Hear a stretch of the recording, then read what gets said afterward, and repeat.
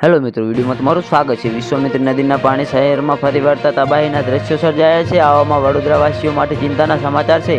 વિશ્વામિત્રી નદીની સપાટી વધી છે। આજવાડ સરોવર ડેમના દરવાજા બંધ કર્યા છતાં સપાટી વધી છે। વિશ્વામિત્રી નદીની સપાટી વધીને 36.50 ફૂટ થઈ છે, જે 35 ફૂટના લેવલે યથાવત હતી। બીજી બાજુ ઉપરવાસમાં અને વડોદરામાં વરસાદ શરૂ થતાં શહેરીજનોની મુશ્કેલીમાં વધારો થશે। તો જ્યાં મિત્રો હાલ મોટા અને મહત્વના સમાચાર સામે આવી રહ્યા છે। વડોદરામાં મેઘરાજાની તોફાની બેટિંગ બાદ અનેક વિસ્તારોમાં પાણી ભરાવાથી વડોદરાવાસીઓની સ્થિતિ કફોડી બની છે। રસ્તાઓ બંધ થતા અને વીજ પુરવઠો ઠપ થઈ જતા લોકો ઘરમાં પુરાઈ રહ્યા છે। દૂધ, શાકભાજી અને પીવાના પાણી સહિત જીવન જરૂરી વસ્તુઓ આપવા આવેલા સ્વજનો પણ ચારે બાજુ પાણીના કારણે બહાર અટવાયા છે। સોસાયટીઓમાં 4 થી 5 ફૂટ પાણી ભરાઈ જતા લોકોની સ્થિતિ કફોડી બની છે। તો જ્યાં મિત્રો હાલ મોટા અને મહત્વના સમાચાર સામે આવી રહ્યા છે।